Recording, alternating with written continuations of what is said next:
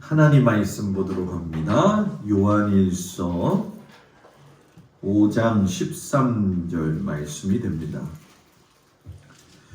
요한일서 5장 13절 말씀.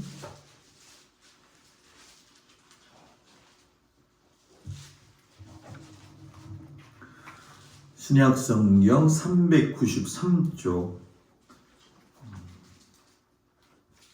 요한일서 5장 13절 말씀을 한 절이기 때문에 다 같이 한 목소리로 의미를 생각하면서 같이 읽도록 하겠습니다. 시작. 내가 하나님의 아들의 이름을 믿는 너희에게 이것을 쓰는 것은 너희로 하여금 너희에게 영생이 있음을 알게 하려 함이라. 아멘. 기도합니다. 하나님, 구원받은 사람답게 확신에 차서 살 수 있도록 은혜 베풀어 주옵소서. 예수님 이름으로 기도합니다. 아멘. 할렐루야. 우리 하나님의 사랑이 모든 성도들 가정에 함께 하시길 축복합니다. 오늘부터 몇 주간은 기독교의 핵심이면서 우리가 잘 알고 있는 것 같으면서도 잘 이해되지 않는 부분에 대해서 이야기를 좀 나누려고 해요. 나는 구원받은 사람입니다. 나는 구원받은 자입니다. 라는 제목인데, 구원받은 것이 무엇이고 또 구원받은 사람의 삶과 그렇지 않은 자의 삶의 다른 점이 무엇인가, 이런 것들을 아주 좀 세밀하게 이야기를 좀 나누려고 해요. 그러니까 귀를 바짝 세우시고 오늘 말씀이 하나님께서 여러분들한테 지혜와 계시의 정신을 주셔서 다시 한번 내 신앙을 고백하고 확신할 수 있는 시간이 되기를 주의 이름으로 축복을 드립니다. 사도 요한이 성경에 오늘 이 말씀을 보게 되면 성경 구절을 잘 읽어야 되잖아요. 내가 하나님의 아들의 이름 곧 예수 그리스도를 믿는 너희들에게 이것을 쓰는 것은 너희에게 영생이 있다라고 하는 것을 뭐예요? 알게 하려 합니다. 하나님의 이름을 믿는 사람, 하나님의 아들이신 예수 그리스도를 믿는 사람에게는 전제가 있죠. 뭐가 있다는 거예요? 영생이 있다는 거예요. 여러분들에게 영생이 있는 걸 믿으세요? 아직도 긴가민가 좀 있는 것 같아요. 여러분들에게 하나님이 주신 엄청난 선물이 있는데 영생이라는 거예요. 모든 사람에게는 구원이 필요해요. 어떤 스님이 배를 타고 가다가 배가 뒤집어지려고 할 적에 목탁 두드리다가 목탁을 집어던지고 하늘을 향해서 말하기를, 하나님 나 좀 살려주세요.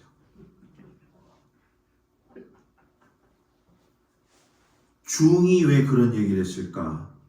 이제 뭐 좀 점잖게 얘기하면 스님이 왜 그렇게 얘기했을까?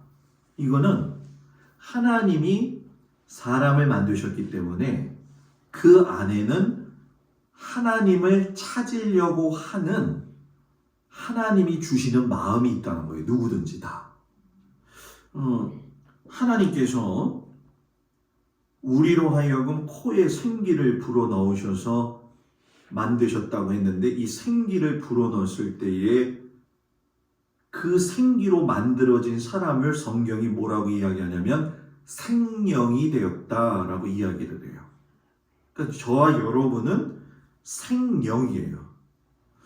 아담과 하와를 하나님이 생령으로 만드실 때에 그냥 막 만드신 게 아니라 성경에 그대로 나와 있죠. 창세기 1장 26절 하나님이 이르시되 우리의 형상을 따라 우리의 모양대로 각 사람을 지으시고, 하나님이 사람을 지으실 때의 본래 계획은 그냥 아무거나 본 따서 만든 게 아니라 하나님 자신의 형상과 그리고 그 안에 모양을 사람으로 만들어 가셨다는 거예요. 그러니까 여기서 하나님의 모양과 형상이라는 단어가 나오는데 오늘 설교를 잘 들으면 뭐가 이해가 되는지 쫙 오거든요. 하나님의 모양을 이야기할 적에 형체라고 이야기를 해요. 영어로 이야기하면 프레임 이러거든요. 이 프레임이라고 하는 얘기는 구조, 사람의 구조가 하나님의 모양이 담겨져 있다는 거예요. 짐승하고 달라요, 우리는. 짐승은, 돼지는, 개는, 고양이는 앉아서 감사 식사의 기도를 하지 않는다. 사람은 하나님께 감사의 기도를 한다. 다르다는 거예요. 왜? 본질 형체 자체 프레임 구조가 짐승은 혼을 따라 가지만 사람은 생명이기 때문에 하나님의 영을 따라서 갈 수 있도록 세팅이 되어져 있다는 거예요. 그래서 하나님의 형상을 만들었다. 아까 지금 조금 전에 하나님의 모양대로 만드셨다. 그리고 그 뒤에 뭐예요? 하나님의 형상대로 만드셨다. 그러면 목사님 그 모양이나 형상이 뭐 똑같은 얘기 아니에요? 영어를 보면 달라요. 형상은 이미지. 그래서 본질. 그러니까 쉽게 설명을 하면 구조적 틀은 하나님에게서 나오고 하나님의 속성은 또 사람을 통해서 나타나게 되어져 있다는 거예요. 그런데 저와 여러분이 뭘로 만들어졌어요?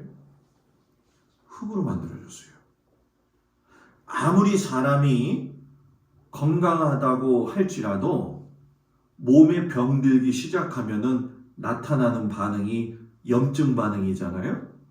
염증이 많으니까 몸에서 혈액이 잘 돌지 않는 거고 혈액이 쌓여서 독소가 되다 보니까 정체되어져 가지고 세포가 죽는 거고 세포가 죽음으로 인해 가지고 결국은 여러분 뭡니까? 사람을 만드신 흙의 근원으로 사람이 죽으면은 돌아가게 되어져 있다는 거예요. 그래서 창세기 2장 7절에 보게 되면 하나님이 명시하시기를 뭐냐면 하나님이 사람을 그 땅 흙으로 만드시고 라고 이야기해요. 그래서 이제 흙 그러면은 우리가 뭐라고 이야기하냐면 히브리어로 아다마. 여기서 말하는 아다마는 아다마 그것도 아니고 전구를 향하는 아다마 이것도 아니에요. 네? 아다마. 이 아다마라고 하는 뜻이 뭐냐면 땅으로부터 취해진 티끌과 같은 존재. 이제 티끌이라고 하는 단어를 조금 더 좀 쉽게 설명하면 먼지다. 먼지. 하나님이 사람을 우리가 딱 생각했을 때 흙으로 만들었으니까는 어떻게 만들어진 조형물로서 생각을 하잖아요. 그런데 그거보다도 더 못한 먼지와 같은 존재를 모으셔가지고 만들었다는 거예요. 그래서 사람이 허무한 게 뭐냐면 하나님을 모르고 죽으면 자기가 흙인지도 모르고 죽는 거예요.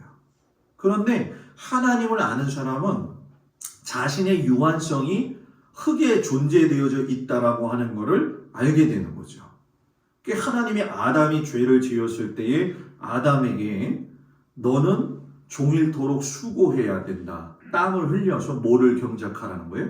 땅을 경작해야지만이 그 소산물을 먹고 살 수가 있다라는 얘기죠. 그러니까 원래 흙이라는 존재는 하나님께서 사람을 만드실 적에 티끌과 같은 존재를 존귀한 존재로 만드셨는데 죄가 임함으로 말미암아 티끌과 같은 존재가 티끌보다 더 못한 삶을 경작하는 일에 수고하다가 고생만 하면서 살다가 죽게 되어졌다는 거예요. 그러니까 사람이 하나님 안에 있으면 행복의 은혜를 누릴 수가 있는 것이 무엇이냐면 미미한 존재일지라도 하나님이 함께 하시기 때문에 거기에 은혜가 있음을 알게 된다는 거죠. 그래서 그 흙 아다마를 갖다가 사람을 만드셨을 때에 사람이라는 단어가 히브리어로 아담이라는 거예요. 아담. 그래서 이 아담이라고 하는 건 뭐냐? 티끌에서 더 발전이 되어져서 흙이 형체를 띄어가지고서는 만들어진 형체다라고 하는 것이 아담이라고 하는 그런 의미를 갖고 있는 거죠. 그런데 사람이 아담, 흙으로 만들어져 있다고 한다면 거기서 끝나는데 하나님께서 신기하게도 놀랍게도 저와 여러분들에게 흙으로 만들어진 존재, 유한한 존재임에도 불구하고 생기, 하나님의 생기를 불어넣었다고 얘기해요. 그래서 이제 여기서 우리가 흔히 생각할 적에 한국적 기질로 생각하면 뭐 기를 넣었다 이렇게 생각을 하는데 그 기가 아니라 하나님의 생기는 하나님의 호흡, 하나님의 숨, 하나님의 영, 하나님의 근원적인 에너지를 이야기하는 거예요. 자, 그런데 하나님의 에너지하고 사람의 에너지는 질적으로 다른 거죠. 왜냐하면 사람의 에너지는 사람에게서 나왔기 때문에 사람이 죽으면 에너지가 뭐예요? 손실되어지고 소실되어져서 없다는 거예요. 그런데 하나님의 에너지는 하나님에게서 나오신 분인데 하나님은 스스로 있는 분이시고 하나님은 처음부터 마지막까지 모든 걸 주관하시는 분이기 때문에 그 에너지 자체가 소멸되지 여러분 뭐예요? 않는다는 거죠. 그런 소멸되지 않는 생기를 우리에게 불어넣어 주심으로 흙 겉모습의 육신을 가지고 있는 우리들의 생명이 되어졌다는 거예요. 그러면 이제 우리가 그런 생각을 하죠. 그러면 생기라고 이야기했을 때 그 생기가 신약 성경에서 어떤 거하고 연결이 되어지나 우리가 이제 성경을 자주 보아야 되는 것 중에 한 가지가 뭐냐면 유대인들이 여러분 셈족이에요. 셈족. 셈과 함과 야벳이 있잖아요. 그죠? 그럼 우리나라는 무슨 족 같아요? 그냥 몰라도 찍어도 돼요. 괜찮아요. 권사님. 나는 다 이해 안 되니까요. 권사님. 예? 이스라엘이 기원이 셈족이에요. 그런데 우리나라가 기원이 셈족이에요. 이제 뭐 어떤 사람들 그런 얘기 하잖아요. 노아가 아들을 낳아가지고서는 함에 술 취해가지고 아버지를 갖다 가려주지 않아가지고 껌둥이가 돼가지고 뭐 하여튼 이런 소설들을 많이 쓰잖아요. 계열로 따지게 되면 이스라엘과 우리가 같은 뿌리에서 나와요. 그래서 뭐 여러 가지 책들이 많이 나와 있는데 그것까지 이야기하기는 좀 그렇고 제가 말씀드리고자 하는 중요한 거는 생기라는 단어가 히브리어 셈족에서 나왔을 적에 우리가 흔히 이야기하기를 한국은 동방에 있다. 그래가지고 동양적 개념이다. 이렇게 얘기를 하잖아요. 생기가 동양적 개념의 이야기예요. 그래서 생기 그러게 되면 친근감이 있어요. 그런데 이 친근감의 생기가 중국을 통해서 복음이 들어오면서 변질이 되죠. 어떻게 변질이 되냐면 예를 들면 이런 거죠. 우리는 하나님을 부른단 말이에요. 그러면 하나님 물었을 적에 이 가마에도 고인돌이 있잖아요. 그죠? 고인돌이 뭐예요? 고인돌이 무덤이라고 생각하죠. 고인돌은 무덤이 아니에요. 제가 아주 희한한 얘기를 여러분들한테 하는 건데 중국 사람들은 하나님을 자기의 언어로 바꿔가지고 상제로 바꾼 거예요. 상제로 바꿔가지고 그 존재를 옥황상제하고 연결시키는 거죠. 근데 그것이 유교로 돼가지고 우리나라에 들어오게 되면서 유교적 변질로 가져오게 되어지고 하나님의 본래 뜻이 없어지는 거죠. 그런데 이 단군 민족이라고 우리가 기원을 단군이라고 이야기하지만 한국사를 연구한 사람들의 결론은 뭐냐면 단군이라고 하는 존재가 섬긴 신은 하나님이다. 그래서 고인돌은 죽은 사람을 묻는 무덤이 아니라 하나님, 하늘에 있는 신에게 제사 드리던 단이 고인돌이다. 이렇게 얘기를 해요. 그럼 목사님 생각은 어떻습니까? 저는 그 생각에 많은 것들을 치중해요. 왜냐하면 고인돌 그러면 무덤을 파면 그 안에 뼈가 있어야 되잖아요. 그죠? 근데 뼈라고 하는 거 발견되기보다는 이런 제단의 의미가 담겨져 있어요. 그래서 신라 같은 경우에서도 보게 되면 신라 시대 때 지금 제가 생각이 안 나는데 인도로부터 공주가 들어와서 신라의 왕족이 되어지는 사건이 있어요. 그때 인도에 왔던 히브리계의 바탕을 가지고 있는 신앙인들이 하나님을 아는 사람. 그래서 우리나라에 일찍이 이 신앙이 들어왔을 때, 하나님 신앙이 들어왔을 때 신라 시대부터 들어왔다라고 하는 주장이 있어요. 그래서 지금도 대구에 가게 되면 그걸 증명하는 벽화가 그려져 있습니다. 근데 이거 목사님들이 여러분들한테 잘 다루지 않는 얘기거든요, 실상. 그런데 이스라엘 백성들이 흩어지고 난 다음에 전 세계로 유리방황할 적에 그 유리방황하는 상황 속에서 곳곳에 들어가 가지고 이렇게 변형이 되어져요. 자, 이 얘기는 무슨 얘기냐면 유대인 여자와 이방인 남자가 결혼해서 낳은 아이는 다 유대인이다. 그런데 이방인 여자와 유대인 남자가 결혼해서 낳은 자식은 유대인이 아니다. 그러니까 유대인의 혈통이 계속 이어져 내려왔다는 거죠. 그래서 동방의 샘족하고 연결을 했을 적에 이스라엘과 한국이 절기상으로도 보게 되면 여러분 비슷한 게 굉장히 많아요. 일곱 절기에서도 마찬가지지만은 이 비슷한 절기들이 굉장히 같이 맞물려져 있죠. 그래서 이 생기라고 하는 단어가 구약적인 개념이라고 한다면 생기의 단어가 똑같이 신약에 와서 동양 개념이 아니라 서양식 개념으로 온 게 뭐냐면은 그게 바로 성령이에요. 성령. 그러니까 생기와 성령은 동일한 뜻을 가지고 있는 거예요. 그러니까 마가의 다락방에 임했던 성령은 벌써 이미 하나님께서 사람을 만드셨을 때에 생기를 통해서 불어넣으셨던 원초적인 힘이었다는 거예요. 그러니까 마가의 다락방에서 성령 받고 난 다음에 어떤 일이 벌어졌죠? 성령 딱 받고 나니까 옆에서 지나가던 사람들이 120명이 기도하는데 그 소리를 들으니까 저거는 갈라디아 사람, 저거는 본도 사람, 저 사람들이 우리말을 하네? 그렇게 이야기를 했단 말이에요. 그죠? 그랬잖아요, 성경에서. 제가 지금 성경에 없는 말을 하는 게 아니에요.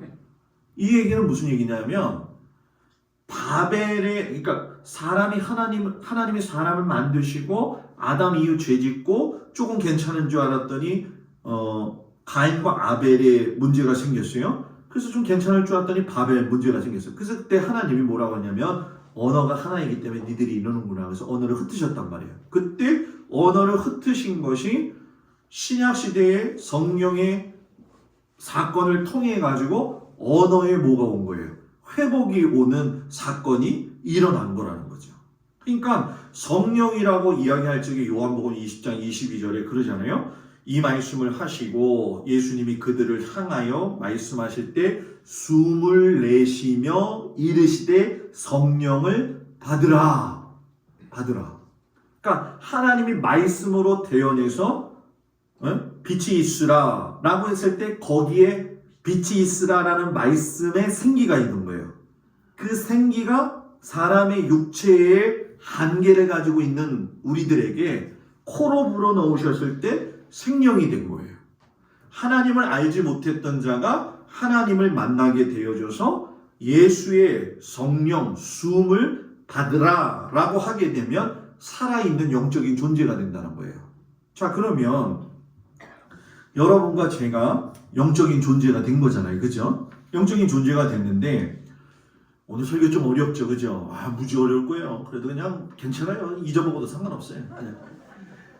하나님이 사람을 만들었을 적에 우리가 흔히 하는 얘기 있어요. 영과 혼과 육이 있다 라고 이야기를 한단 말이에요.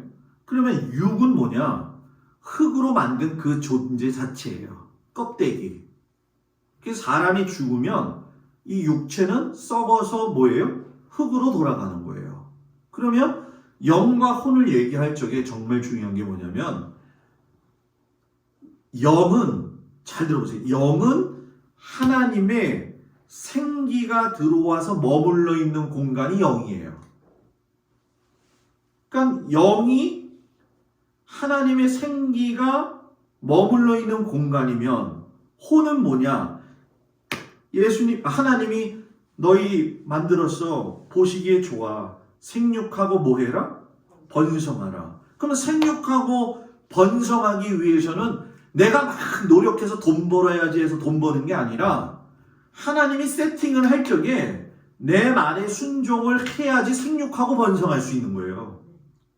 자기 혼자 생육하고 번성할 수 있는 게 아니에요. 내가 주식을 좀 잘해야겠다. 내가 좀 뭔가 좀 투자를 잘해야겠다. 이런다고 해서 돈을 버는 게 아니라 그건 물질의 복에 한계가 있는 거고 사람의 행복은 사람 안에 있을 때의 행복이 있는 거예요. 그렇기 때문에 사람의 행복이 참 행복이 되려면 생육하고 번성해지는 것이 이것이 이치인데 그 생육하고 번성은 말씀을 통해서 살아갈 적에 이루어지는 거예요. 그래서 이 말씀을 이루어내기 위해서 육적인 감각기관을 통해 가지고 살아내는 모든 생각과 마음이 혼이라는 거예요. 혼이라는 거예요.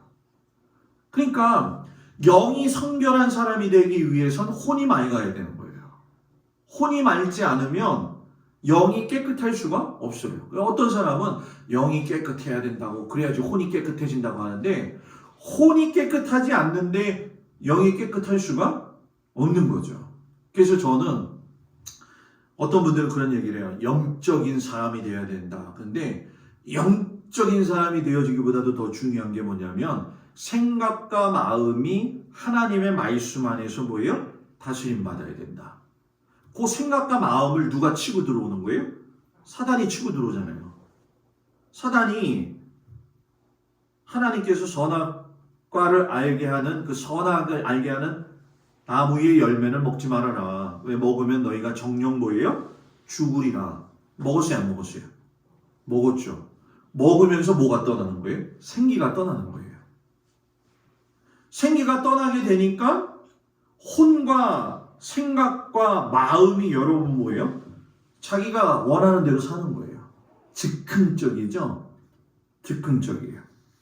그러니까 아담과 하와가 선악과 먹고 죽었어요? 안 죽었어요? 오늘 목사님 너무 피곤하게 하네. 아담과 하와가 선악과 먹고 죽었다 안 죽었다? 죽었다.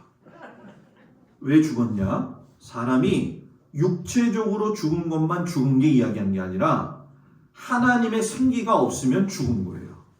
사람이 선악과 먹으면서 하나님의 생기가 떠남으로 인해서 죽은 거예요.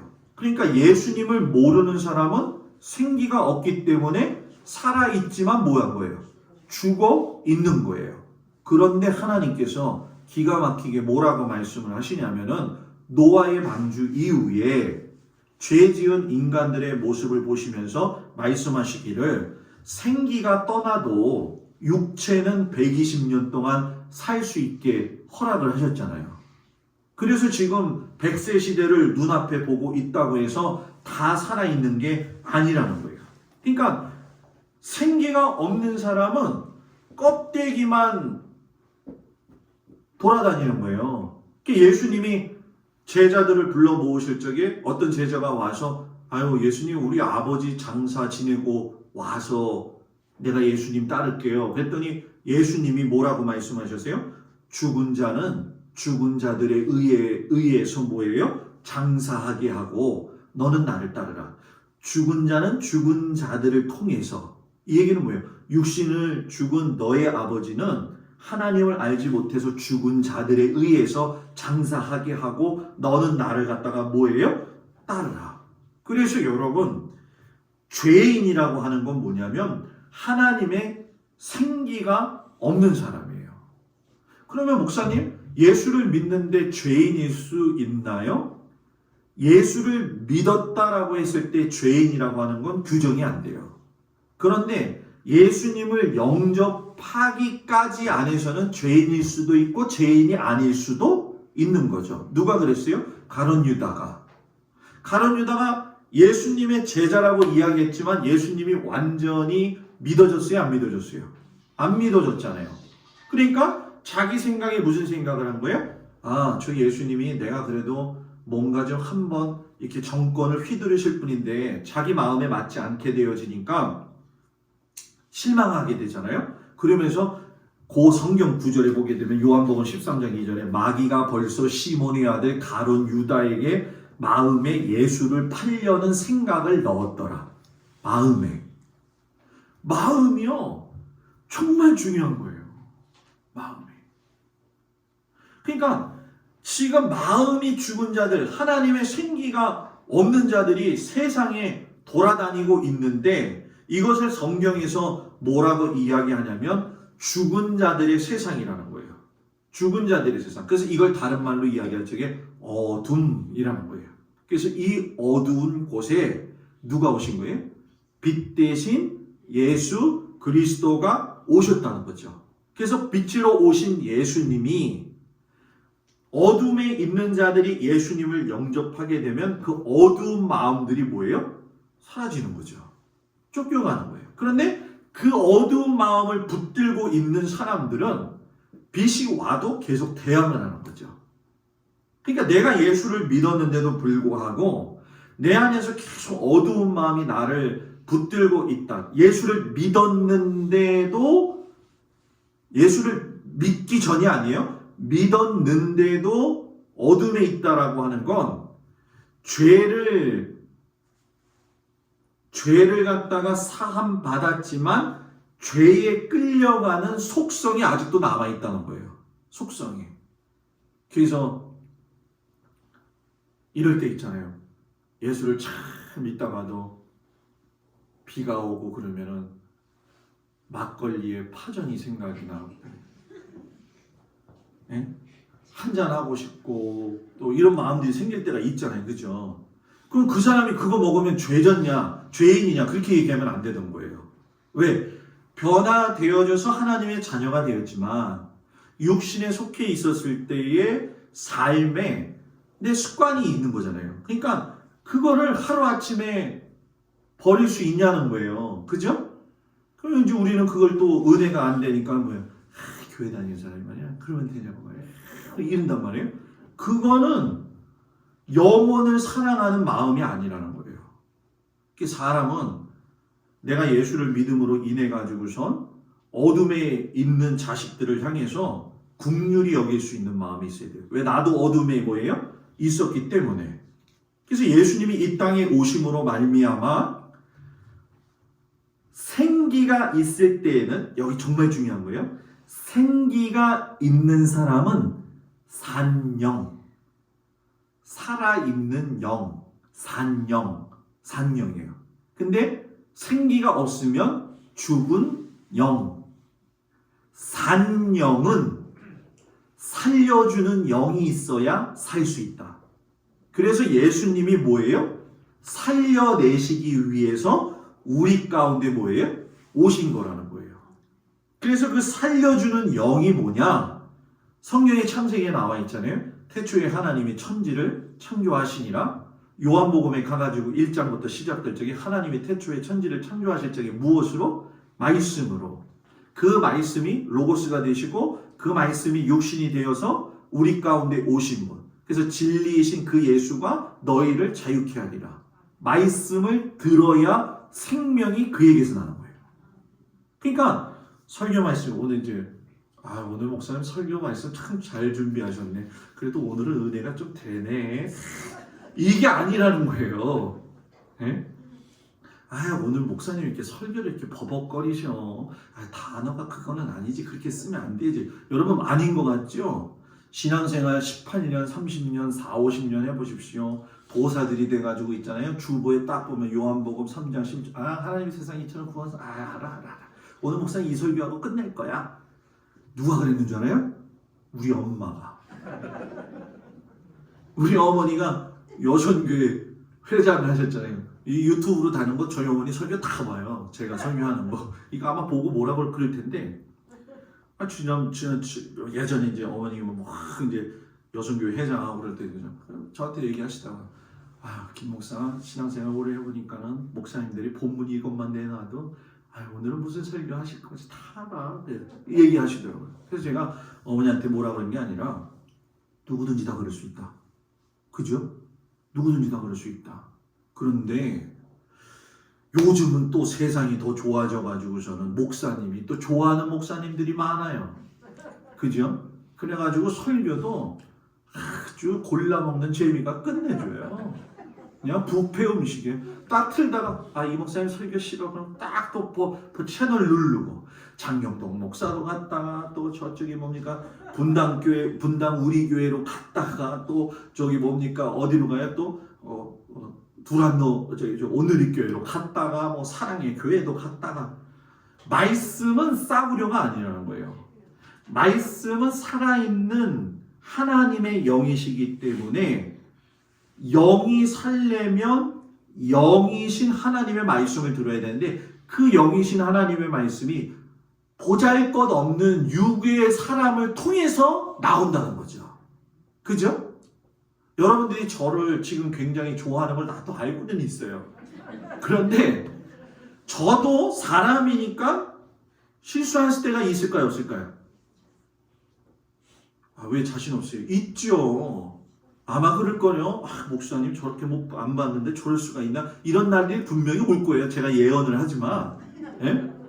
그러면 그때 허물 많은 목사의 삶의 모습에서 입술에서 나오는 그 말씀이 하나님의 말씀으로 믿어지기까지의 우리의 삶의 훈련이 얼마나 필요하겠냐는 거예요. 그것이 혼의 역할이라는 거예요. 마음으로 믿어지고 입으로 시인할 수 있어야 되는 거죠. 그러니까 예수님의 은혜가 정말로 감사한 건 뭐냐면 예수님은 살려주시는 영이 되셨기 때문에 살아있는 나의 영은 살아있는 예수님을 만나야지만이 살 수가 있는 거예요. 그러니까 내가 목사님 이런 얘기 하잖아요. 목사님 내가 요즘 영적으로 게을러요. 게으를 수는 있다. 그런데 죽으면 안 된다. 이건 정말 중요한 거예요. 사람이 살다 보면 신앙의 굴곡이 있어서 어려움 때문에 낙심이 돼가지고서는 할 수 있죠. 그런데 죽으면 안 된다. 내일 사순절 묵상 욥이 하나님을 고발하는 거예요. 하나님이 어떻게 나한테 이럴 수가 있어? 세상 법정에 하나님을 고발하고 싶네 이거거든요.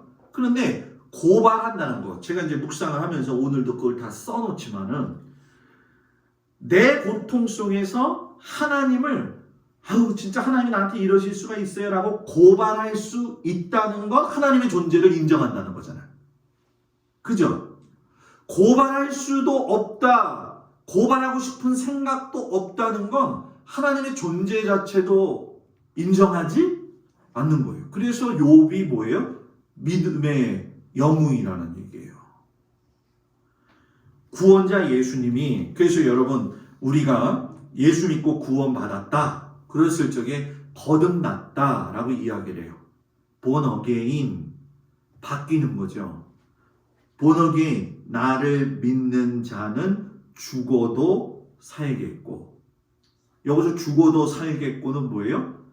그 영이 생기가 들어감으로 인해서 하나님을 만나게 되니까 죽을 인생이 뭐예요? 살 인생으로 되어졌다는 거예요. 그런데 불신자들은 아까도 이야기한 것처럼 죽은 자들이기 때문에 계시록 20장 12절에 보게 되면 죽은 자들아 자기 행위를 따라 책들에게 기록된 대로 심판받으리니. 여러분 이게 굉장히 무서운 게 뭐냐면 저하고 여러분이 신앙생활을 하다가 죽었어요. 죽어서 하나님 나라를 간단 말이에요. 하나님 나라, 천국, 사람이 죽으면 예수 믿다가 죽으면 어디 가요? 성경적으로 생각해봐요. 오늘 목사님이 너무 설교를 어렵게 해서 나도 미안하게 생각하는데요. 그래도 좀 집어먹고 가야 될 필요가 있어요. 사람이 죽으면 어디 가요? 우리가 흔히 얘기할 적에 그렇게 하죠. 목사님들도 그렇게 설교를 해요. 하나님께서 사랑하는 성도들을 축복해 주셔서 예수 잘 믿고 구원받아 이제는 천국에 갔다고. 천국, 헤븐이냐, 헤븐, 영어로 헤븐이냐, 스카이, 하늘이냐, 하나님의 도성이냐, 개념이 굉장히 복잡한 거예요. 그런데 천국으로 이야기하거든요. 근데 예수님이 말씀하신 건 뭐냐면 너와 내가 어디에 이르리라? 낙원에 이르리라. 낙원, 파라다이스, 영어로 파라다이스. 헤븐도 아니고, 그죠? 헤븐도 아니고 스카이도 아니고 하나님의 도성도 아니에요. 헤븐, 파라다이스. 그러면 목사님 이게 지금 죽으면 천국에 안 간다면 우리가 왜 예수를 믿어야 되는 거예요? 이렇게 이제 또 의심을 하게 되죠. 성경이 이야기하는 건 그거예요. 사람이 예수를 믿고 죽으면 천국 파라다이스 낙원에 가 있다가 베드로 후서 3장 10절에 보게 되면 주의 날이 도적같이 이르리니 그날에는 하늘이 큰 소리가 떠나가고 물질이 뜨거운 풀에 뭐예요? 풀어지고 그리고 계시록 20장 4절, 14절 15절 둘째 사망 곧 불못이라 누구든지 생명책에 기록되지 못한 자는 불못에 던져지리라 이렇게 얘기하시잖아요. 정리를 해볼게요. 사람이 죽으면 낙원에 가 있어요. 낙원에서 아브라함도 만나야 되고요. 모세도 만나야 되고요. 인생 논하면서 주님 따른 이야기 하다가 주님이 이 땅에 완전히 임재하시는 재림이 있을 때에 죽은 자들이 살아나고 무덤이 열리면서 그 죽은 자들이 누구냐? 하나님을 믿은 죽은 자들. 그래서 그들이 파라다이스 낙원에 있다가 부름을 받아서 주님 앞에 서가지고 천년왕국 누리다가 두 번째 백보자 심판 하나님 앞에 나아갔을 때에 예수 믿는 사람은 육신의 죽음이 처음 죽음이잖아요. 그런데 예수 믿지 않는 사람은 육신의 죽음이 처음 죽음이고 예수님이 다시 오셔서 백보자 심판하실 적에 너의 행위대로 심판하겠다 해서 둘째 지옥에 보내겠다. 두 번째 죽음이 있다는 거예요. 예수 믿는 사람은 아닌데. 그러니까 저하고 여러분은 두 번 죽는 게 아니에요. 한 번 죽는 거예요. 그리고 이제 여기서 이제 아주 무서운 얘기가 나오죠. 목사님, 어떤 사람은 돌아가셨을 적에 이렇게 시신을 훼손하지 말고 이렇게 모셔야지만이 예수님 오셨을 적에 그 모습 그대로 부활하신다고 하셨는데 이거 장례를 했을 적에 화장을 하면은 그거 형체가 있는 거예요? 없는 거예요? 이렇게 얘기한단 말이에요. 여러분들 생각은 어때요? 그런 고민 안 해보세요? 그런 고민 할 텐데. 자, 웃긴 얘기죠. 제가 여러분들한테 했었는지 모르겠는데 이스라엘 사람들은 죽으면 시신을 가족 무덤으로 한단 말이에요. 그래서 할아버지가 돌아가시면 할아버지를 모셨다가 할아버지 시신이 다 썩으면 그 뼈를 다 모아요. 아버지가 돌아가시면 아버지를 그 뼈를 모으고 그러니까 한 무덤에 가족의 뼈가 뭐예요? 다 있는 거죠. 그죠? 그래서 나사로야 나오라고 했을 적에 거기에 있는 뼈들이 혼동이 온 거예요. 왜 나사로만 부르실까? 같이 부르시지. 네? 이거 우스갯소리인 것 같지만 사람이 죽어서 화장을 해도 그 티끌은 먼지이기 때문에 어디에서 어떤 모습으로 있든지 주님 오신 날에는 그대로 부활한다. 그대로 부활한다. 아멘. 네. 그래서 제가 지난번에 교회에 있을 적에 장로님 네 분인데 아주 뭐 거의 90 되셔서 이제 소천을 하셨어요. 90 한 네 되셔서 소천을 하셨는데 자식들도 걱정하고 돌아가시기 전에 권사님도 걱정하기가 뭐냐면 목사님 나 이 화장하게 되면은 어떻게 되는 거예요? 이 이야기를 설명을 쫙 해드렸어요. 그랬더니 그제서야 그런 거군요. 그런데도요 사람이 안심을 못해가지고 끝까지 갈 때까지 화장 안 하고 가시더라고. 그게 사람의 마음이에요.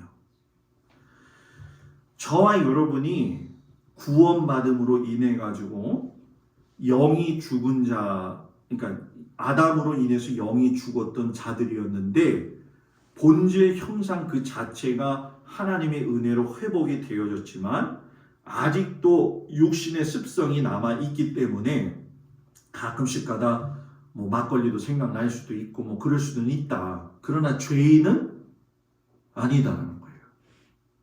우리는 죄인이 아니에요. 근데 이제 여러분들은 오늘도 와서 처음 기도했을 때 뭐라고 기도해요? 하나님 지나간 3일 동안 죄 지은 거 다 용서해 주시고 불쌍히 여겨 주시옵시고. 죄 지었다라는 고백을 어떤 의미에서 하는지 잘 가르치지는 않으니까 원죄 지었을 때의 그 죄를 계속적으로 이야기하는 거예요. 계속적으로. 그래서 어떤 분들은 그렇게까지 기도하더라고요. 나는 짐승 가죽대기보다도 못한 인간입니다 하면서 기도하시는 분도 봤거든요. 자기를 자학하는 게 아니라 하나님 나는 구원받은 자입니다. 내가 세상에서 살아가고 있는데 하나님께서 나로 하여금 산영이 되게 하셔서 생명의 주님과 만날 수 있게 살게 하셨는데 내 의지가 약해가지고 살다가 보니 하나님이 기뻐하시지 못하는 삶을 살 때가 있네요. 하나님 나를 불쌍히 여겨주셔서 내가 그걸 이길 수 있는 믿음의 사람이 되게 해주세요. 이렇게 기도를 해야죠. 그죠? 하나님 내가 또 죄지었어요. 나는 버러지 반도도 못하고 짐승의 가죽 껍데기 반도도 못합니다 하고 막 기도를 하다 보면 기도하다가 어떤 생각이 드는 줄 아세요? 내가 진짜 구원 받았나 안 받았나 이렇게 생각을 한다니까요. 저는 어떤 경우에서도 마찬가지지만 여러분들이 믿음의 삶을 살 적에 내가 죄인이 아니라고 하는 객관적인 증거가 있어야 돼요. 그죠? 내가 왜 죄인이 아니냐? 따라하세요. 죄인은 하나님을 아버지라고 부르지 못한다. 하나님 아버지. 죄인은 그 단어를 끊을 수가 없어요. 아버지 하나님 존재 자체를 믿지 않기 때문에. 그래서 예수님이 뭐라고 이야기하셨어요? 그러니까 사도 바울을 통해서 하나님이 그의 아들 영을 우리에게 보내심으로 말미암아 우리 마음 가운데 아빠 아버지라고 부를 수 있게 하셨느니라. 아빠 아버지.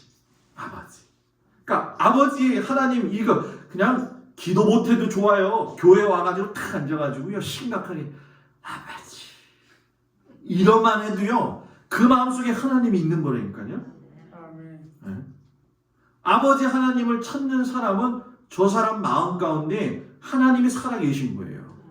그리고 더 중요한 거 그 다음에 이제 두 번째 따라해보세요. 예수님을 주님이라고 부를 수 있는 사람. 주님이요. 여기서 말하는 주님은 술주 그 주님이 아니에요. 네? 그냥 우리가 마음이 어렵고 힘들 적에 주님 앞에 나와서 주여 내가 쇠잔하나이다 이거 얘기할 수 있다고 한다면 하나님이 그 마음이 있는 거예요.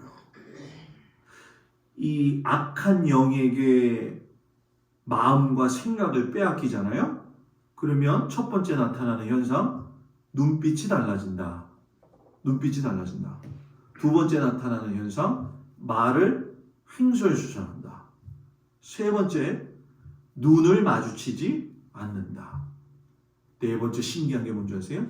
주님이 하나님의 아들이라는 걸 알고 있다. 제가 지난번에 교회 귀신 얘기해 줬을 적에 귀신들이요 딱 봅니다. 그래갖고 저희 그 후배 전도 목사님한테 성경 못 읽으니까 야 네가 읽지 마. 저한테 네가 읽어. 저한테 얼마나 깜짝 놀랐는데요. 저한테 그러니까.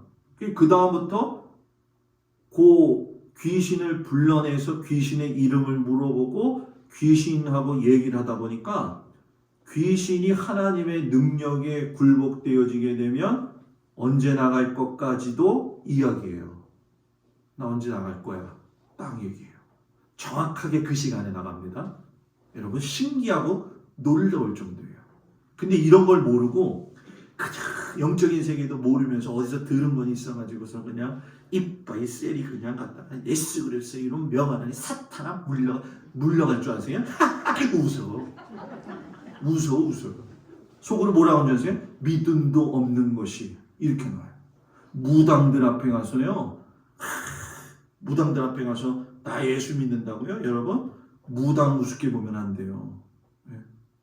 진짜 상무당들하고는 부딪힐 적에 여러분 영끼리 부딪힐 적에 하나님의 영광이 강하게 인재하시면은 무당이 수그러들지만 예수를 갖다가 이 겉모습만 가지고 믿는 사람들은 무당이 여러분 깔봅니다. 너 왜 왔어? 이래요.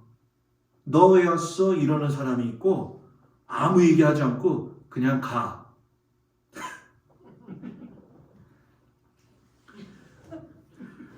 내가 이 얘기를 해야 되나 말아야 되나 진짜. 우리 둘째가 얼마나 엉뚱한지요, 권사님들. 그 친구 하나가 지금 저희 둘째가 24이잖아요. 24인데 그 친구 하나가 고등학교 바로 나오고서는 은행 취직을 했어요. 그래가지고 이제 얘는 저희 둘째는 배제대를 간 거고 이 친구는 상학계를 나와가지고서는 우리은행을 들어갔어요. 근데 일찍 결혼을 했어요. 그래서 시집을 갔지. 근데 작년에 이혼을 했어요. 근데 이게 목사 딸이잖아. 목사 딸이니까 친구를 위로한다고 잘 챙겨요, 애들을. 근데 요 이혼한 친구 애가 우리 딸을 데리고 점집을 데리고 간 거야. 그 점집에 둘이 가서 이렇게 앉아있는데 우리 딸은 무슨 생각을 했냐면 너 한번 해봐. 이 마음을 가지고 있는 거예요. 그래서 이제 사주팔자 얘기하면서 이제 너 뭐 어떻다 하면서 너 시집간 애한테 이제 막 뭐라고 그랬다는 거예요. 그래서 저희 딸이 궁금하잖아. 자기도 옆에서. 그래서 제가 막 뭐라고 해서 이 자식아 그런 데는 쫓아가지도 말고 막 가지도 말아야지 자식아. 그래 막 소리 질렀거든요. 그랬더니 아니 내가 그래도 하나님의 딸인데 하나님께서 지켜주실 걸 난 믿고 간 거야 아빠. 그래서 딱 있더니 그 옆에 있는 저기 점 보던 여자가 그러더라는 거예요. 넌 왜 왔어? 너 가. 안다는 거예요 이게. 여러분 안다는 거예요. 저희 딸이 맨날 하는 얘기가 나는 하나님의 딸이야 하나님의 딸이야 이런 얘기를 많이 하거든요. 참 우리 둘째 딸 얘기만 하면 한두 끝도 할 말이 많은데 그걸 하고 돌아와가지고 그게 또 자랑거리가 돼가지고 아빠 나는 하나님의 신의 딸이야. 저 무당도 나한테 못했어. 이 자랑을 합니다. 제가 야 너 그거 영적인 세계는 아빠 말 잘 들어 큰일 난다. 그래서 단도리를 시켰었어요. 여러분들한테 제가 권면의 말씀을 드리는데 이럴 때 있죠. 언젠가 언제인지 모르겠지만 길을 걷거나 밤이 되어졌을 때나 이런 상황 속에서 마음의 두려움의 엄습함이 확 올 때가 있어요. 사람이 있어요. 그게 심령이 강할 적에는 문제가 안 되거든요. 그거 확 들어왔을 때 사로잡아서 이기지 못하면 그거에 확 쳐버립니다. 어떤 경우가 그런 경우냐면 시골에서 제가 있을 때 권사님 남편이 그게 오는 거예요. 밤이면. 그러면은 옷 벗고 그냥 나가. 산을 그냥 막 뛰어다녀요. 그럼 그 할아버지 잡으러 다니는 거예요. 사람의 힘으로 거기를 맨발로 옷 벗고 뛸 수가 있어요, 여러분? 없어요, 여러분. 이게 영적인 세계예요. 근데 이걸 모르고 그냥 예수님 믿는 걸 편안하게 생각하고 또 그냥 진짜 제가 가슴 아픈 게 뭐냐면 예수를 믿는데도 기쁨이 없고 예수를 믿었는데도 서로 미워하고 인생 허비하면서 살고 있고 교회 가서 좋은 얘기 하는데 아멘은 되게 잘해. 그런데 사는 건 노맨으로 살고 말이야. 진짜 진짜 한심한 인생들이라는 거예요. 진짜 한심한 인생들. 저는 우리 성도들이 하나님을 아버지라고 부를 수 있는 건 특권이고 주님이라고 부를 수 있는 건 선물이다. 아멘? 아멘이라고 하는 단어는 정말 모든 세상을 이기게 하는 은혜의 단어예요. 아멘이 무슨 뜻이죠? 그대로 이루어지기를 원합니다. 제가 아멘을 또 잘했어요. 어렸을 적에 속회를 드리면은 지금도 생각나. 임명희 권사님이요, 부잣집 권사님이요. 그 집만 가면 난 쫓아가요. 그 집만 가면. 왜냐하면 그 집에 가서 이제 제가 딸 같은 아들이었거든. 이제 권사님들이 이제 속회 때 기도하잖아요. 돌아가면서. 그럼 제가 옆에서 조금 했을 때, 초등학교 2학년 때, 국민학교 1학년, 2학년 때.